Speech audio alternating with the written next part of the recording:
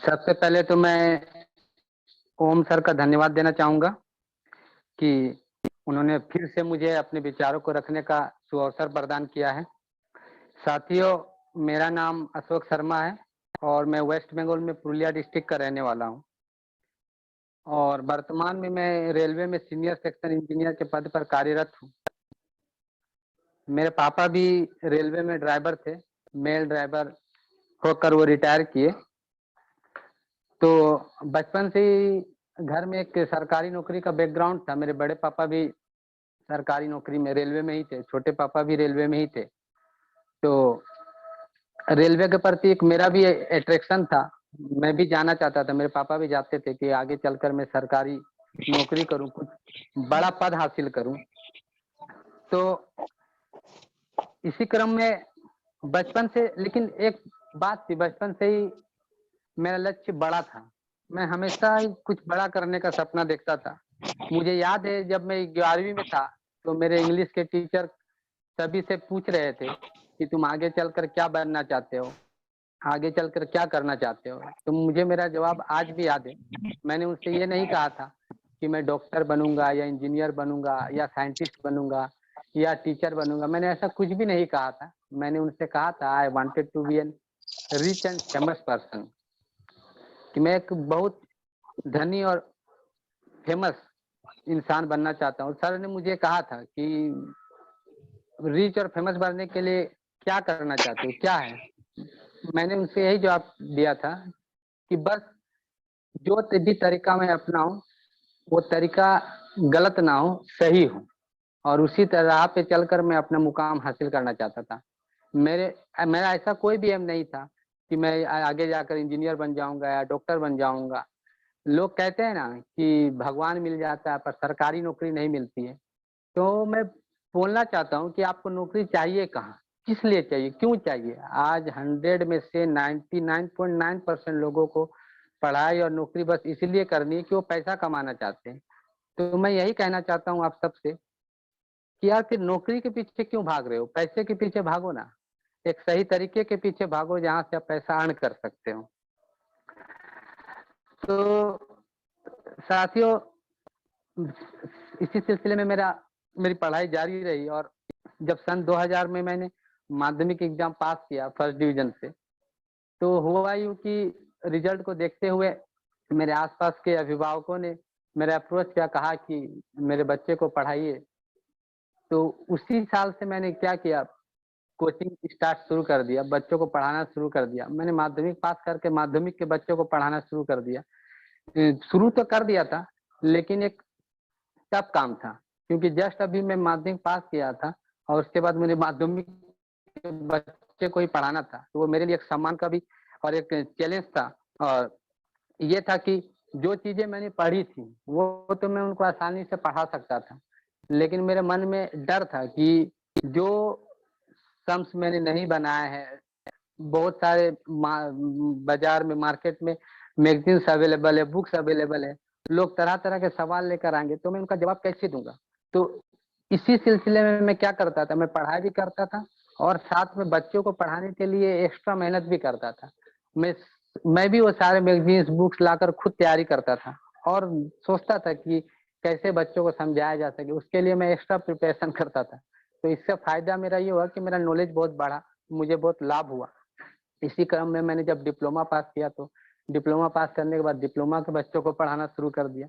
मैंने कॉलेज के 3 से 4 बैच को पढ़ाकर पार किया। उस समय मेरे जिनके पास मैं पढ़ता था पुरुलिया में टाउन में, मेरे प्रिंसिपल सर, तो वो भी पढ़ाते थे और वही सब्जेक्ट मैं भी पढ़ाना शुरू किया।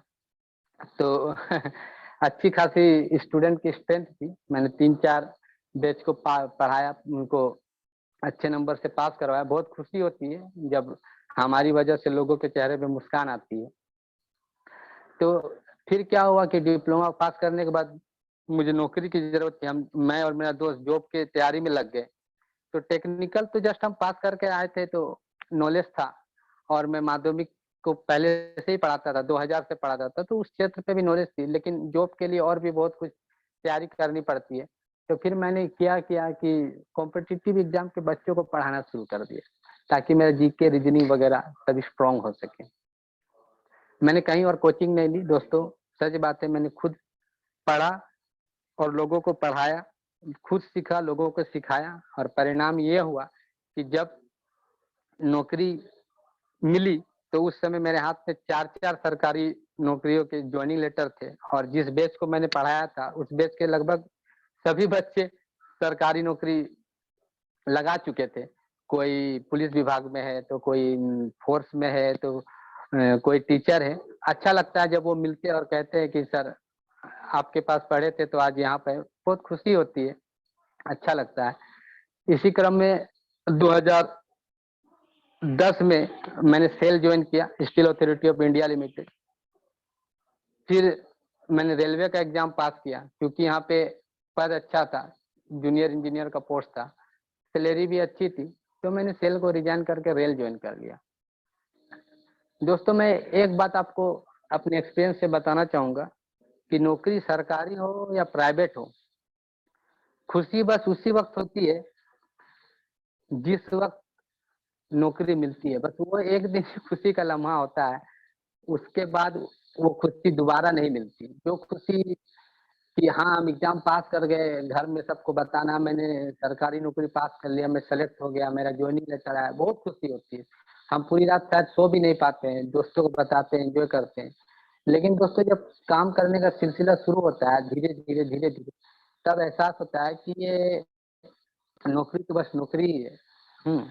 उस वो पहले दिन वाली खुशी दोबारा लाइफ में फिर कभी नहीं आती है। तो इस काम से मुझे कोई परेशानी नहीं है, काम तो हर जगह करना पड़ता है, घर में भी करना पड़ता है, लेकिन ये सिस्टम है, ये सिस्टम से मैं बहुत नाराज था। मुझे ये सिस्टम कहीं ना कहीं परेशान कर रहा था, ये करप्शन। तो मैं परेशान हो गया था, और मैं नहीं चाहता था कि मैं इसमें आगे और स्टे करूं, आगे जाऊं, क्योंकि ये ये मेरा लक्ष्य नहीं था, जीवन का लक्ष्य मेरा ये नहीं था, जीवन का लक्ष्य मेरा कुछ और था। इसी क्रम में मैंने क्या किया, कोरोना के समय में मैंने इस जॉब को रिजाइन मार दिया और 4 महीने में घर में बैठा रहा। लेकिन क्योंकि पापा हमेशा पूछते थे क्यों रिजाइन कर दिया, अच्छा जॉब है, करो करो हमेशा। तो वो काफी एज भी हो गया है उनका, तो उनके चेहरे को देखकर मुझे भी अच्छा नहीं लगता था।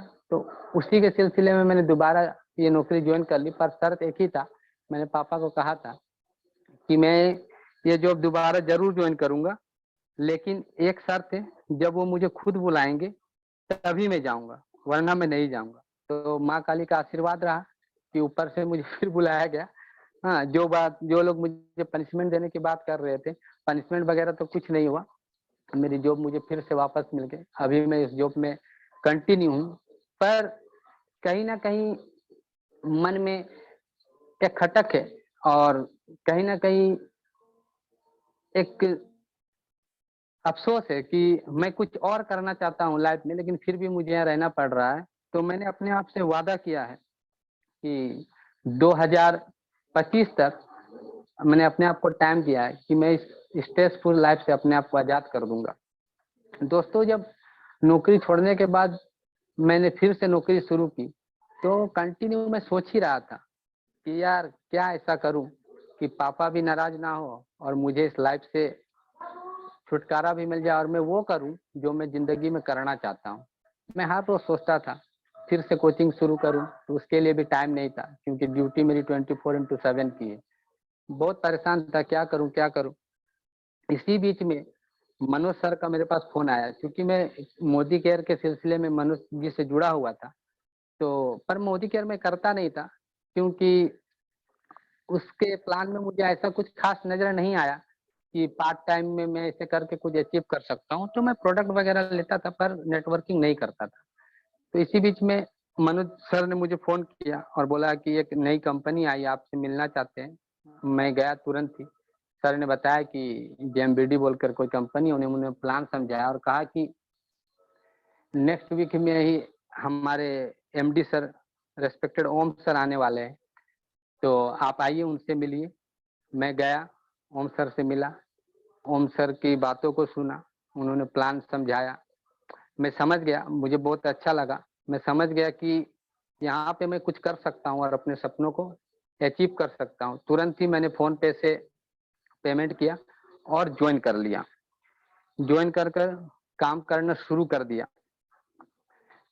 इनके इस प्लान को देखकर मुझे लगा कि हाँ, इस प्लान पे मैं सक्सेस हो सकता हूँ और वो सारे सपने पूरे कर सकता हूँ जो मैं चाहता हूँ पूरा करने, और मेहनत करूँ तो मैं वो मुकाम भी हासिल कर सकता हूँ जो लोगों ने सोचा नहीं।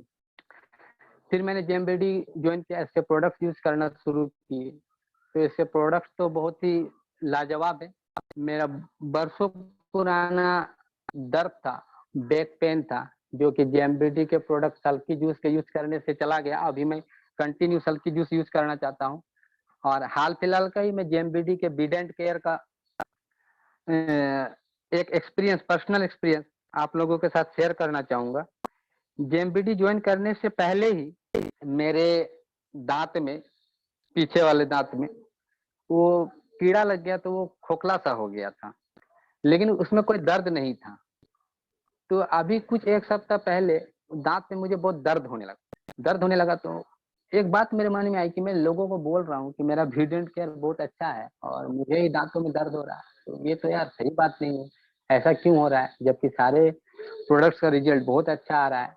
मैंने वाइफ से पूछा तो उसने भी कहा नहीं, बहुत अच्छा रिजल्ट है, उसके भी दांतों में जो हल्का हल्का मचूड़ा पेन होता था वो नहीं। तो फिर मुझे लगा कि आखिर मेरे साथ ऐसा क्यों हो रहा है। तब मैंने देखा सुबह कि हाँ, वाइफ जो है ब्रश करने में बहुत टाइम देती है।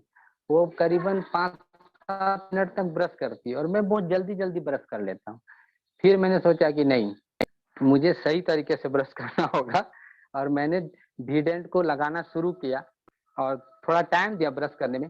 फिर मुझे एक बात और याद आई कि जो मनोज सर ने बताया था कि जब दांतों में दर्द हो और ऐसा पायरिया वगैरह जैसी अगर किसी को शिकायत हो, तो आप उसमें पंच तुलसी मिलाकर दांतों में लगाएं।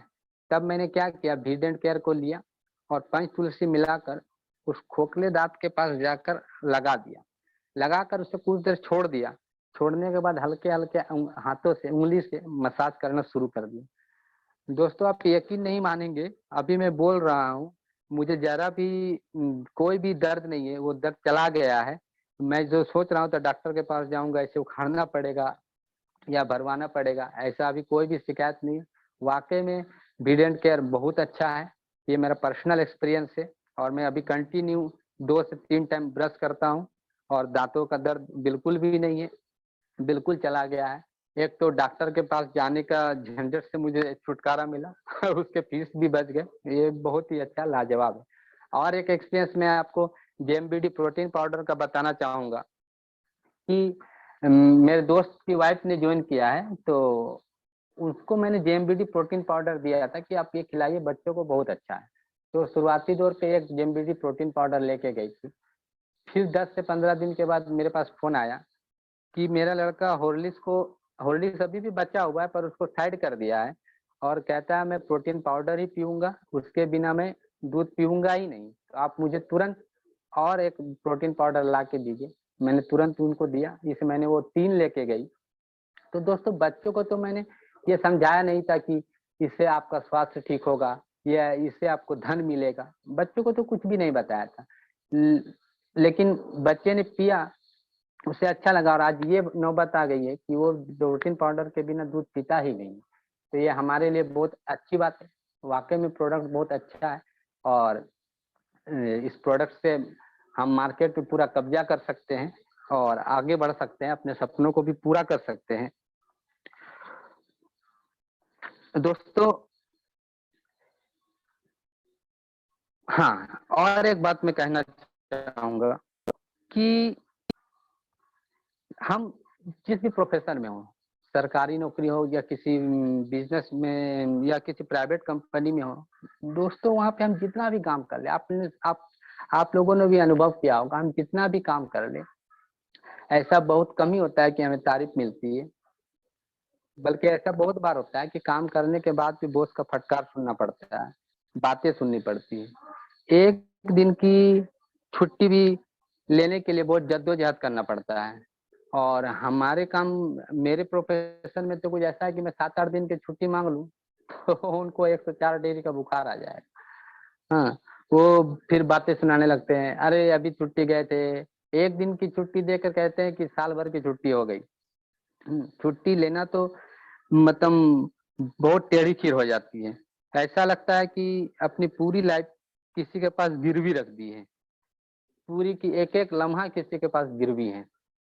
लेकिन दोस्तों, जब मैं जुलाई में सेमिनार अटेंड करने लखनऊ गया और जब वहाँ का दृश्य देखा, तो मुझे एहसास हो गया, पूरा विश्वास हो गया कि यही वो फील्ड है जिसकी मुझे तलाश थी और जिससे मुझे आगे बढ़ना चाहिए और अपने सपनों को पूरा करना चाहिए।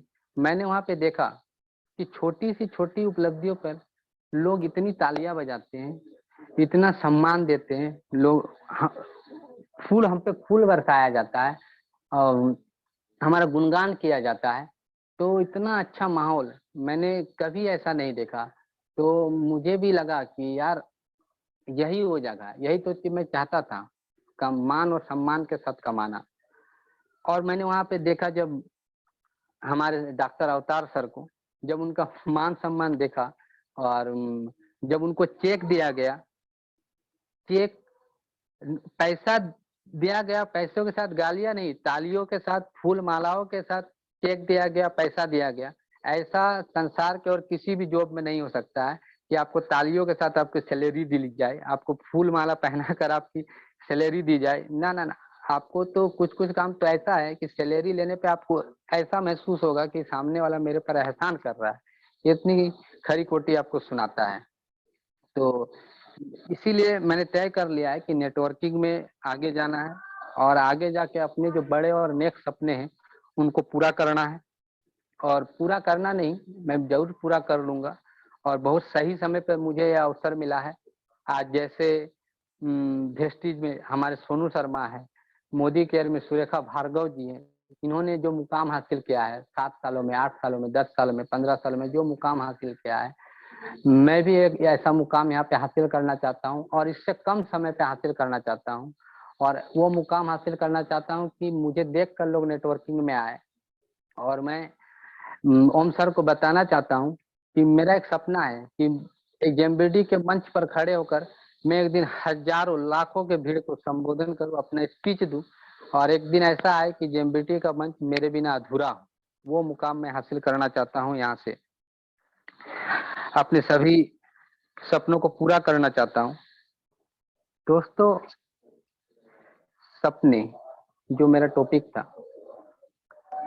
सपने तो हम सभी देखते हैं लेकिन पूरा नहीं कर पाते। वजह क्या है? क्योंकि हम सपने देखते हैं, डरते डरते सपने देखते, सपनों के साथ एक डर मिला हुआ रहता है, डर डर कर सपने देखते। दोस्तों, जब हम अपने सपनों को अपने डर के आगे रखेंगे तो एक ना एक दिन कामयाबी हमें जरूर मिल जाएगी, हमारे सपने जरूर पूरे हो जाएंगे।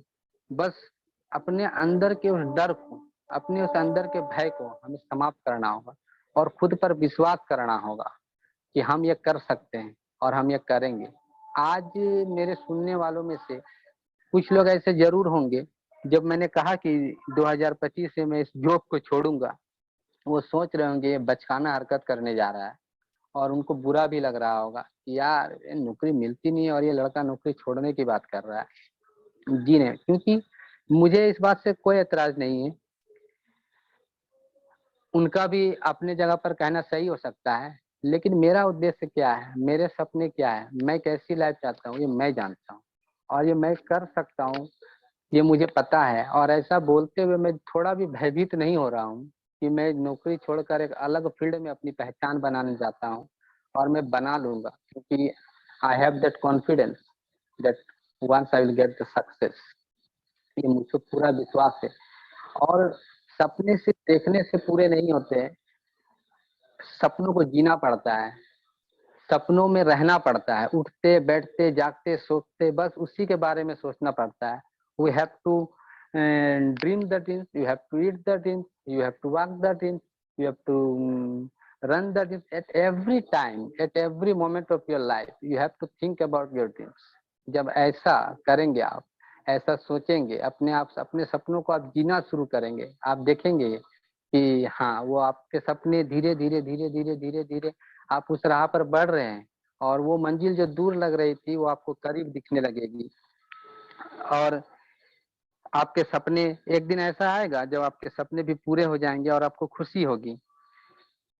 लेकिन दोस्तों, मैं नेटवर्किंग में आया तो ये सोचकर ही था कि अपने सपनों को पूरा करूंगा। मेरे सपने क्या, मैं बताऊंगा आगे चलकर, इसी क्रम में बताऊंगा, और एक बड़ा मुकाम हासिल करूंगा। पर आज नेटवर्किंग में सफल होने का मेरे पास एक उद्देश्य और है, एक वजह और है कि नेटवर्किंग में मुझे सफल होना ही है और कुछ करके दिखाना है। वो उद्देश्य ये है कि नेटवर्किंग के इस राह पर जब मैं चला तो जिन लोगों ने मुझे ना कर दिया, जुड़ने से मना कर दिया, आज उन लोगों के लिए मुझे यहाँ पे कुछ करके दिखाना है और अपना मुकाम हासिल करके दिखाना है।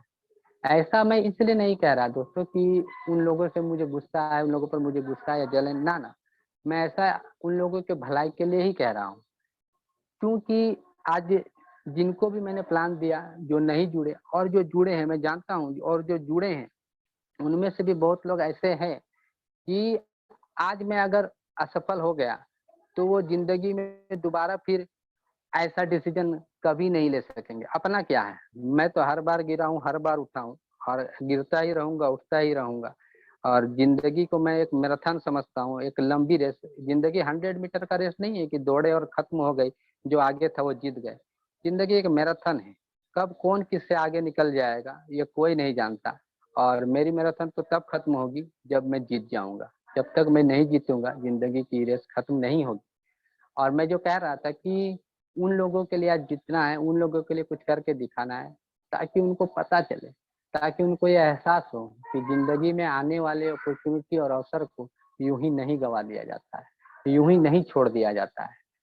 अगर मैं आज यहाँ पे असफल हो गया, अगर मैं आज यहाँ पर फेल हो गया, तो उनको लगेगा कि वो सही थे, उनका ना करने का डिसीजन, इससे ना जुड़ने का डिसीजन सही था, और वो जिंदगी में फिर दोबारा ऐसा प्रयास कभी नहीं कर सकेंगे। जो उठकर खड़े हुए थे वो बैठ जाएंगे, दौड़ना तो दूर की बात है। उनको लगेगा कि हम सही थे, हमारा सोचा और हमारा लिया हुआ डिसीजन बहुत समझ भरा था, समझदारी भरा था, और वो जिंदगी में कभी कामयाब नहीं हो पाएंगे। लेकिन अगर मैं कामयाब हो गया, अगर मैंने कुछ करके दिखा दिया, नॉट अगर, दिस अगर word should not come in my words, अगर जिस दिन मैं कामयाब हो गया, उनको जिस दिन, उस दिन मैं अपनी खुशी का जश्न मनाऊंगा, और उनको ये पछतावा जरूर होना चाहिए था कि मैंने ना क्यों किया, मैंने एक ऐसे अवसर को क्यों ठुकरा दिया। तब मैं उनसे बोलूंगा ये बात और उनको समझाऊंगा कि जिंदगी में अवसर हल्ला कर कर नहीं आता, शोर मचा कर नहीं आता, चुपके से ही आता है। आपको अवसर को पहचानना पड़ता है, उससे जुड़ना पड़ता है, उस पर काम करना पड़ता है और आगे बढ़ना पड़ता है। इसीलिए किसी भी अवसर को आगे से ना ठुकराएं, और कुछ करने की चाह है तो, अगर आगे दौड़ने की चाह है तो गिरने से ना डरे, चोट खाने से ना डरे।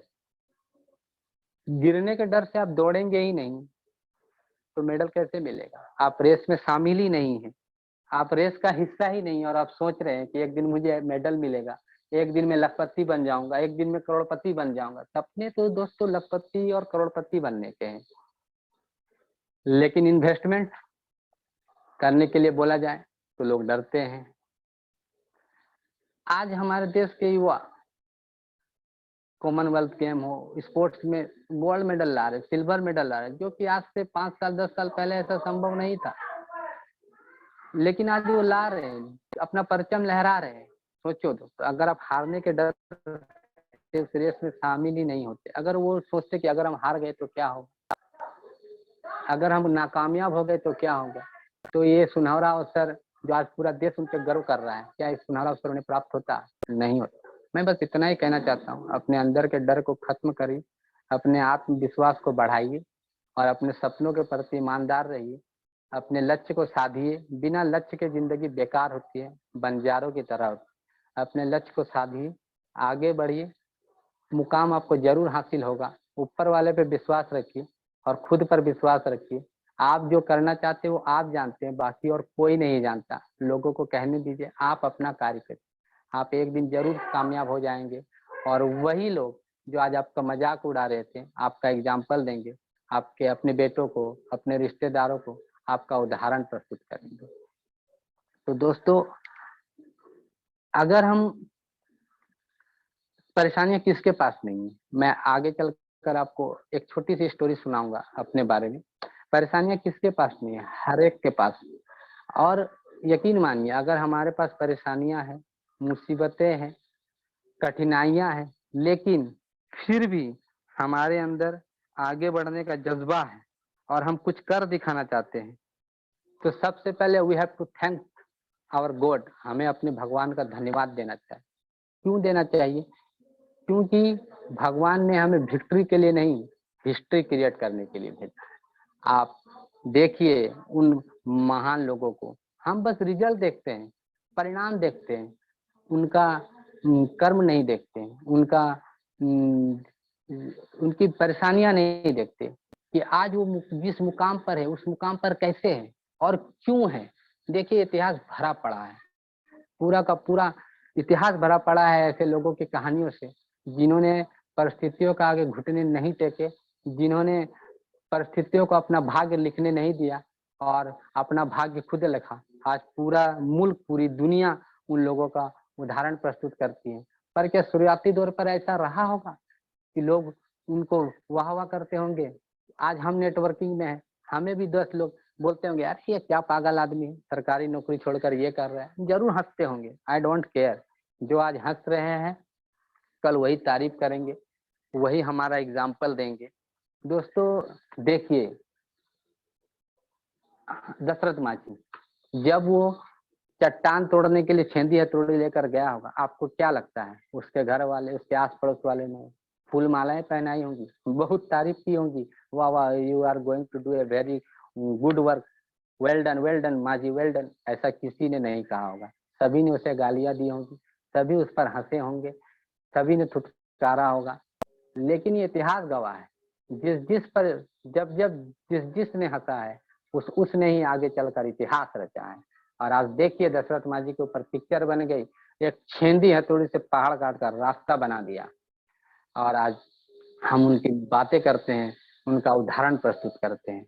दोस्तों बस बात विश्वास की है, ओम सर हमेशा कहते हैं कि बात विश्वास की है। उनकी बातें मुझे बहुत अच्छी लगती है, वो हमेशा मोटिवेट करते हैं, प्रेरणा देते हैं। वो सही कहते हैं, बात बस केवल विश्वास की है। अगर विश्वास है तो हम सब कुछ कर सकते हैं, अगर विश्वास नहीं है तो हम कुछ भी नहीं कर सकते। वो सही कहते हैं कि हमारे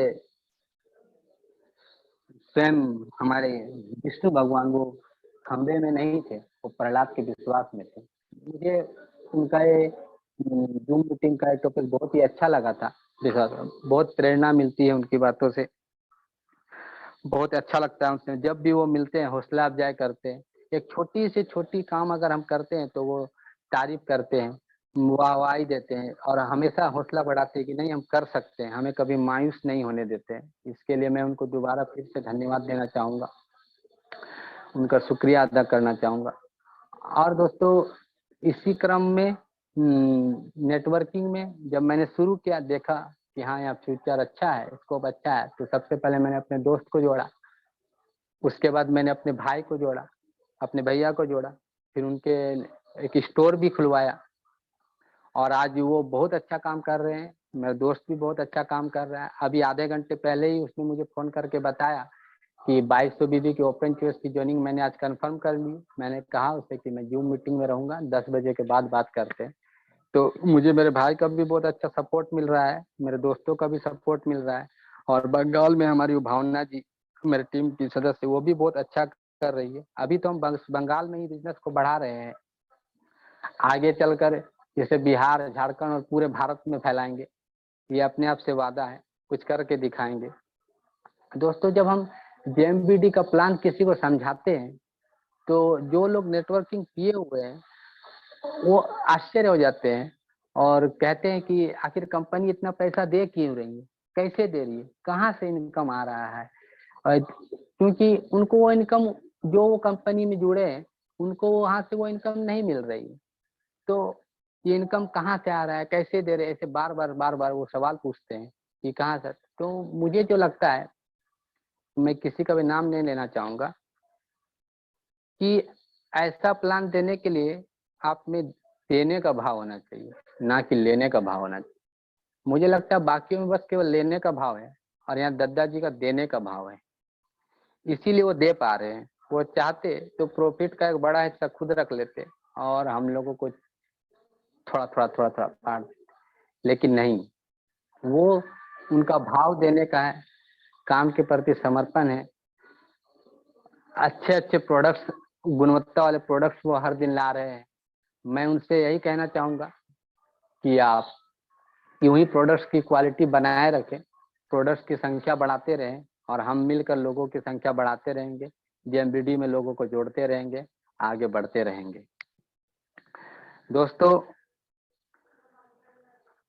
अगर हमें अपने सपनों को पूरे करने की जिद है, हम चाहते हैं कि हम अपने सपनों को पूरा कर लें, तो हमारे अंदर एक आग होनी चाहिए, एक जिद होनी चाहिए। ऊपर वाला भी आजमाता है, देखता है कि हाँ, ये जो सपने पाना चाहता है उसके लिए क्या कर सकता है। वो हमारे समर्पण को देखता है, हमारे त्याग को देखता है, हमारी मेहनत को देखता है, तभी वो कोई मुकाम हमें देता है। मैं आपको एक छोटी सी कहानी अपने बारे में बताना चाहूंगा, जो आज तक किसी को नहीं पता थी, लेकिन आज मैं यहाँ पे बताना चाहूंगा कि एक अच्छा माहौल है और मौका भी है। 2000 में मैंने माध्यमिक पास किया और 2002 में मैंने एचएस पास किया। फिर 2003 में डिप्लोमा एंट्रांस दिया था, तो मेरा एंट्रांस क्लियर नहीं हुआ, मेरे दोस्त का क्लियर हो गया।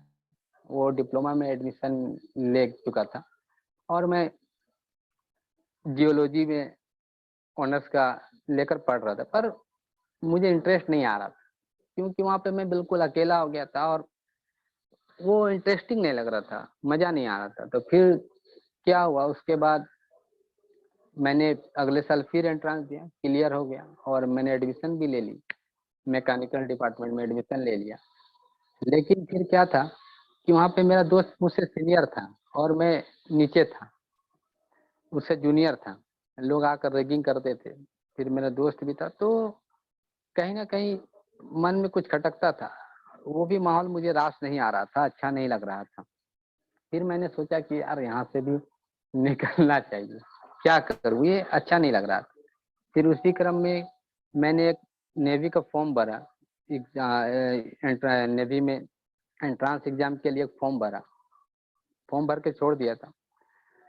तो फिर अचानक एक दिन उसका देखा, कॉल लेटर आ गया कि हाँ, मुझे एग्जाम देने के लिए जाना है। तो उसमें पहले रिटर्न था, फिर पीएफटी होनी थी, फिर मेडिकल होना था, सारा कुछ एक दिन में ही होने वाला था। लेकिन जिस दिन मैंने कॉल लेटर को देखा, मैंने तय कर लिया, at any cost I have to join navy. मुझे किसी भी हाल में नेवी को ज्वाइन करना है और यहाँ से निकलना है। मैं सोते जागते हमेशा उसके बारे में सोचता रहा कि मुझे नेवी ज्वाइन करना है, नेवी ज्वाइन करना है।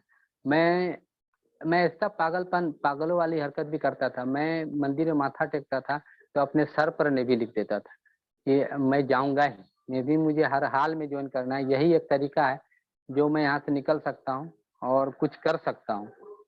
तो फिर एग्जाम देने का डेट भी आया। उस समय कुछ ऐसी परिस्थितियां हो गई कि ऐसा लगा कि मैं नहीं जा पाऊंगा और मैं एग्जाम नहीं दे पाऊंगा। मैं बहुत मायूस हो गया कि मुझे यार एग्जाम देना था और मैंने ऐसा कुछ प्रिपरेशन भी नहीं किया था। मैंने बताया कि 2000 से ही मैं पढ़ा रहा था बच्चों को, बस मैं वो पढ़ा रहा था, उसी के बलबूते पे मैं जा रहा था।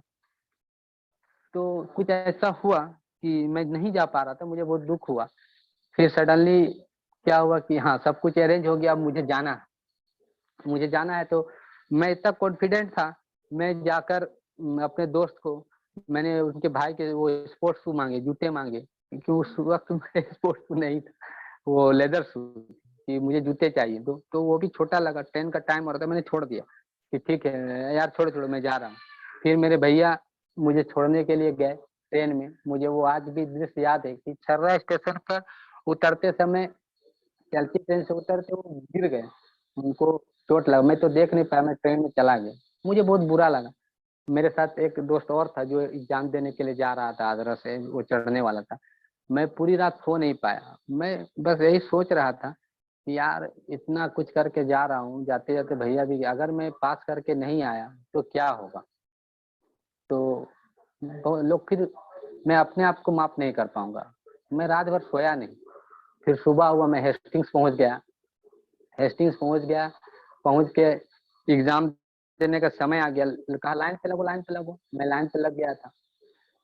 फिर मैंने जब बोला कि उन्होंने कहा कि पेन, अपना अपना पेन निकाल लो, अपना अपना एडमिट कार्ड निकाल लो। मैंने एडमिट कार्ड निकाला, पर मैं पेन लाना ही भूल गया था।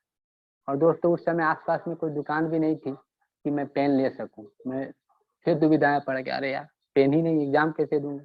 फिर मैंने आमने सामने वाले लड़कों को पूछा, मांगा, यार एक पेन दे दो, ऐसा ऐसा बात है, नहीं लाया। तो एक लड़के ने मुझे कलम दी, वो भी कलम में ढक्कन नहीं थी, वो ऑर्डिनरी सा पेन था। पर सॉरी, वो पेन ऑर्डिनरी नहीं था, वो एक्स्ट्रा ऑर्डिनरी था। उस पेन को मैंने लिया, एक ही पेन था। मैं एग्जाम में पहुंचा, मैंने एग्जाम दिया। फिर दोपहर को, सुबह 9-10 बजे के करीब एग्जाम हुआ, दोपहर 2 बजे हमें बुलाया गया रिजल्ट के लिए। बहुत लोगों के अभिभावक आए थे उनको छोड़ने के लिए, उनके साथ खड़े थे उनका हौसला अफजाई करने के लिए, पर मैं अकेला था। लेकिन फिर मेरा नाम पुकारा गया, अशोक कुमार शर्मा। मैंने नाम सुना पर मुझे विश्वास नहीं हुआ कि मैं पास कर गया हूँ। हाँ, फिर उन्होंने जोर से आवाज दिया, अशोक कुमार शर्मा। मैंने कहा यस सर, यस सर। उन्होंने कहा अंदर आओ, तुरंत अंदर आओ, तैयार हो जाओ, तुम्हें अभी 1600 मीटर की रेस होगी, 1 माइल की रेस मुझे दौड़ना था, वो भी दोपहर में। मैं पास तो हो गया था। मैं पास हो जाऊंगा ऐसा सुनने पर किसी को आश्चर्य नहीं होता, क्योंकि कहीं ना कहीं घर वालों को, दोस्तों को विश्वास था कि ये पास कर सकता है, क्योंकि ये थोड़ा पढ़ता है, पढ़ाता भी है, अच्छा है, पास कर जाता है। ये आश्चर्य का विषय नहीं था। आश्चर्य का विषय अब था कि अब मुझे 1600 मीटर दौड़ना था, जूते भी नहीं थे, नंगे पाँव थे। वो हेस्टिंग्स का रास्ता आज भी मुझे याद है। सभी के अभिभावक वहाँ पे खड़े थे, अपने बच्चों का हौसला अफजाई कर रहे थे, तालियां बजा रहे थे। लेकिन मेरे साथ ऐसा कुछ भी नहीं था। जब मैं मार्कअप लाइन पे खड़ा था, तब मैंने बस उन पलों को याद किया, उन लम्हों को याद किया जिनमें मैं अनसक्सेस था। क्योंकि स्कूल में भी बहुत बार रेस हुआ, मैं भाग लेता था, पीछे ही रहता था। मोहल्ले में भी रेस हुआ, भाग लेता था, पीछे ही रहता था। एनसीसी की लाइन में खड़ा हुआ तो शॉर्ट हाइट बोलकर निकाल दिया गया था। तो दोस्त लोग एनसीसी भी करते थे, जाते थे।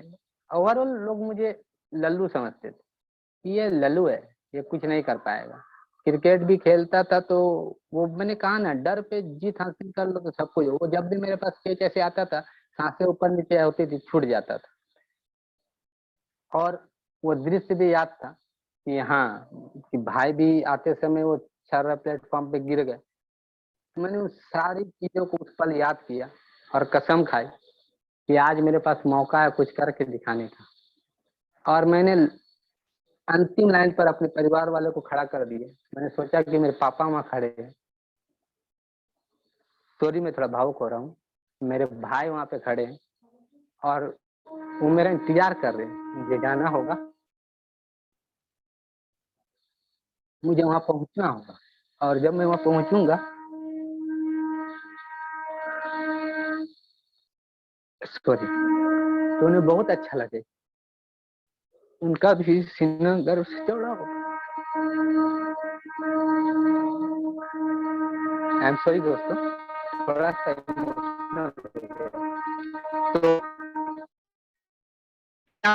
मैंने तो अपने आप से कमिटमेंट की कि आज या तो मेरे साथ रुकेंगे, लेकिन मैं पाँव नहीं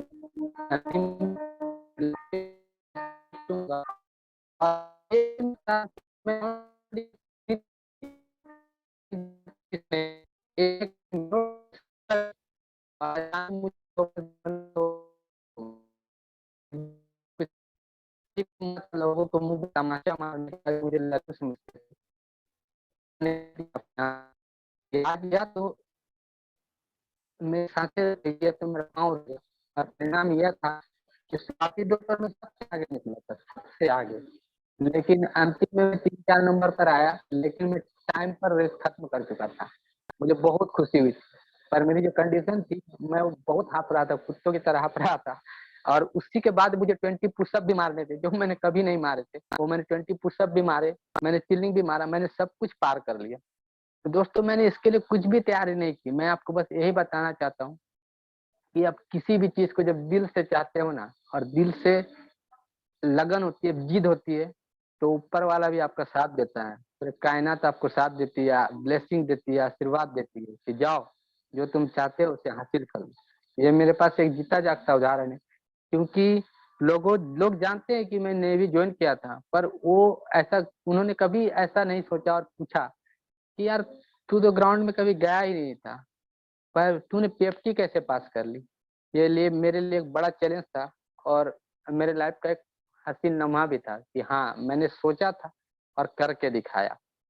तो शरीर के जोर से ज्यादा दोस्तों मन का जोर होना बहुत जरूरी होता है। शरीर से भले ही सबल हो, लेकिन अगर मन से आप कमजोर हो तो आप मुकाम हासिल नहीं कर सकते। इसी सिलसिले पे फिर भी जब मेडिकल में गया, तो दोस्तों मेरा वजन उस समय 44 से 46 केजी था। I was temporarily medical unfit. मेरे जो डॉक्टर साहब मेरा मेडिकल कर रहे थे, उन्होंने कहा यू आर अनफिट, तुम्हें नहीं लिया जाएगा। बट मैंने कहा सर एक मौका दीजिए, मैं कुछ करना चाहता हूँ। तो उन्होंने कहा क्या क्या करना चाहते हो, आखिर क्यों ज्वाइन करना चाहते हो। मैंने उन्हें कहा था कि मैं उन लोगों को जवाब देना चाहता हूँ, उन लोगों को बताना चाहता हूँ जो ये सोचते हैं कि हाँ किसी को धमकाना, किसी को डराना अगर बहादुरी है, तो मैं डरपोक हूँ। अगर बाइक, लेकिन जहाँ पे सर जायज वजह हो, वहां पे मैं मर भी सकता हूँ और मार भी सकता हूँ। तो उन्होंने कहा यहाँ कौन सी जायज वजह है। तो मैंने उनसे कहा था यहाँ जायज वजह है सर, मेरा देश, मेरी मातृभूमि है। And I will and want to show them yes I can do something, but to show my bravery, to show my gut, there should be a perfect reason, a good reason, not to just to show that I am good. I don't want to show my bravery on roads or on weak people. दोस्तों बहादुरी अलग बोलते हैं ना, अरे यार ये कायर आदमी है, डरपोक है। कोई भी इंसान कायर या डरपोक नहीं होता है। वो जो कहते हैं ना तुम किसी काम के नहीं हो। दोस्तों मर्दानगी दूसरों को नीचा दिखाने में नहीं, दूसरों को मारने में नहीं, किसी का सहारा बनने में, किसी का जीने की वजह बनने में। और यही वजह है मेरे जिंदगी का, यही मेरा मकसद है कि मैं खुद जीऊं और लोगों को जीने का सहारा बनूं। यही मेरा लक्ष्य है। मैं हमेशा अपने आप से बातें करता हूँ, अंदर ही अंदर वो आप यूं समझो कि अंदर ही अंदर मन से मैं अपनी माँ काली से बात करता हूँ। इसी ही क्रम में मैं एक दिन कभी बैठा था, अपने आप से ही बातें कर रहा था। तो मैं उनसे कह रहा था कि ये क्या है माँ, देखिए मुझे बहुत दुख होता है कि जब मैं सड़कों में बच्चों को देखता हूँ जूठा खाते हुए, जब मैं उन लाचार लोगों को, बेबस लोगों को देखता हूँ कि पैसे के लिए वो क्या क्या कर रहे हैं, तो मुझे बहुत तकलीफ होती है। आंखों में क्योंकि मैं बहुत इमोशन हूँ। नॉट ओनली मैं इमोशन हूँ, मेरे परिवार, ये मुझे विरासत में मिली है। मेरे भाई, मेरी दीदी, मेरे मम्मी, मेरे पापा, ऑल आर वेरी इमोशनल। मैं जानता हूँ दूसरों का दुख वो नहीं देख पाते, ये मुझे विरासत में मिली। तो मुझे बहुत तकलीफ होती है जब मैं ट्रेन में जाता हूँ, तो मुझे बहुत तकलीफ होती है। ऐसे भी लोगों को मैंने देखा है कि लोगों से काम करवा लेते हैं, मजदूरों से, लेकिन जब पैसा देने की बारी आती है तो उनको उनका सही वाजिब दाम नहीं देते, बल्कि उन्हें गालियां देते हैं, तुमने काम ढंग से नहीं किया, तुमने ये किया वो किया। लेकिन बेचारा फिर भी वो लाचार आदमी वो पैसे लेता है, क्योंकि उसे उस पैसे की जरूरत है। उसके बच्चे भूखे हैं, उसके घर वाले इंतजार कर रहे हैं कि आएगा, मेरे हस्बैंड आएंगे, मेरा मेरे पापा आएंगे, कुछ पैसे लेके आएंगे। तो ये सब दृश्य मुझे बहुत अंदर से झकझोर देती है। तो मैं उनसे कह रहा था, तो अंदर ही अंदर उसने कहा क्या तुम कुछ नहीं करना चाहो, क्या तुम इन लोगों के लिए कुछ नहीं करना चाहोगे। मैंने कहा माँ मैं जरूर करूंगा। और उसी दिन मैंने अपने जीने का मकसद ठान लिया कि आज से मैं खुद जीऊंगा और लोगों के जीने के वजह भी बनूंगा। एक दिन ओम सर कह रहे थे कि जब नेटवर्क से आप करोड़ों कमा लोगे तो आप क्या करोगे। सर मैं बताना चाहता हूँ अपना प्लान पूरा फिक्स्ड है। करोड़ों क्या, अरबों भी कम पड़ेंगे जो सपना मैंने देखा है और जो मैं करना चाहता हूँ। मैं लोगों को सम्मान की रोटी देना चाहता हूँ, मैं लोगों को इज्जत की रोटी देना चाहता हूँ। मैं एक ऐसा कारोबार बनाना चाहता हूँ जिसमें लोगों को उनका काम का सहाय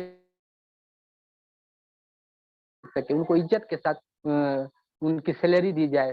तो इसी क्रम में जब मैंने जेएमबीडी नेटवर्किंग को देखा तो मुझे लगा कि ना, ये जो मैं चाहता हूँ वो एक काम तो यहाँ से हो रहा है। मैं अपने साथ साथ लोगों को बढ़ा रहा हूँ और यहाँ पे वो सम्मान भी दिला रहा हूँ, खुद भी मिल रहा है।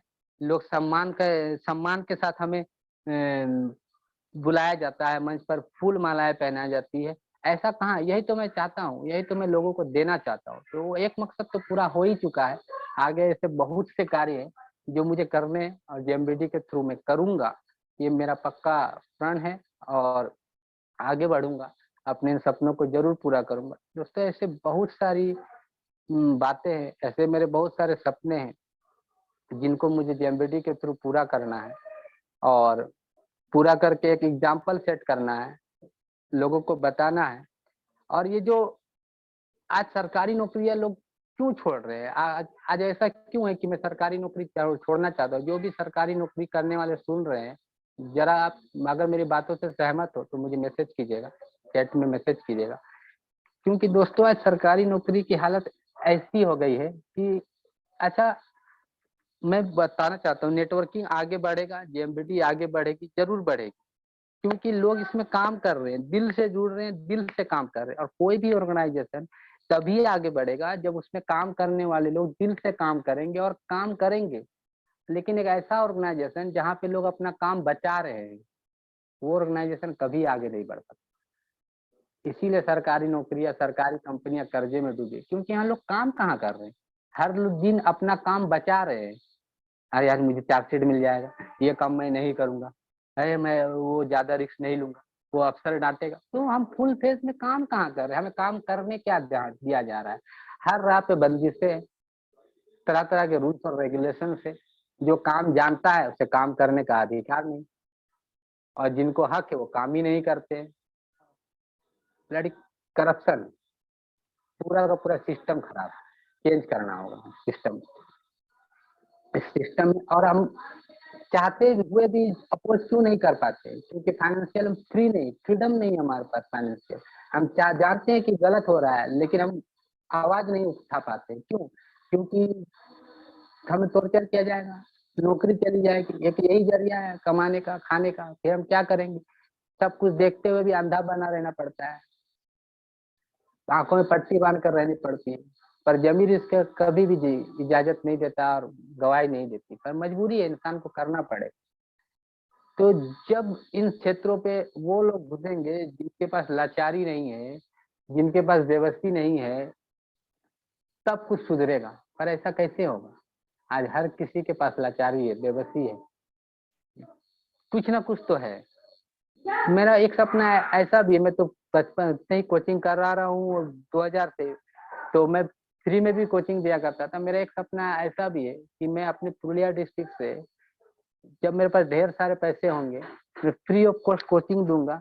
एक ऐसे आईएएस और आईपीएस ऑफिसर्स निकलेंगे, ऐसे रेलवे ऑफिसर्स निकलेंगे जो नौकरी खुशी से करेंगे, बस उनके पास कोई लाचारी नहीं होगी। उनको मैं फाइनेंशियल फ्रीडम भी दूंगा और वो सिस्टम में उतरेंगे, सिस्टम को साफ करेंगे। एक ऐसा विजन है मेरे पास, एक ऐसा नेक इरादा है आगे कुछ बड़ा करने का, कि वो बस काम करेंगे, वो करेंगे जो सही है।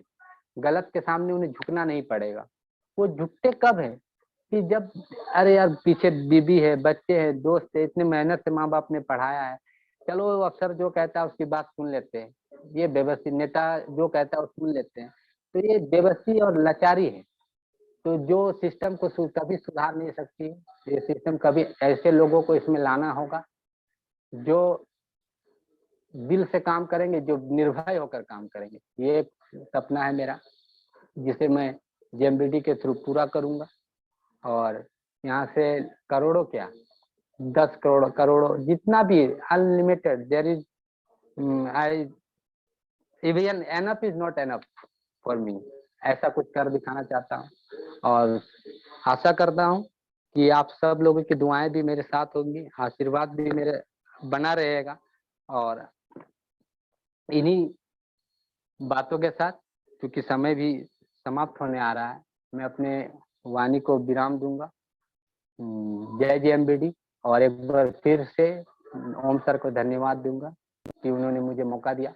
अगर मैंने कुछ गलत कह दिया हो, किसी को बुरा लगा हो, तो भी वो मुझे मैसेज कर सकते हैं। मैं बुरा उसके लिए मैं माफी मांगता हूँ कि अगर मेरी बातें किसी को बुरी लगी हो किसी नौकरी पर। ये मेरा पर्सनल व्यू था, पर्सनल एक्सपीरियंस था जो मैंने शेयर किया। जय JMBD, जय मां काली।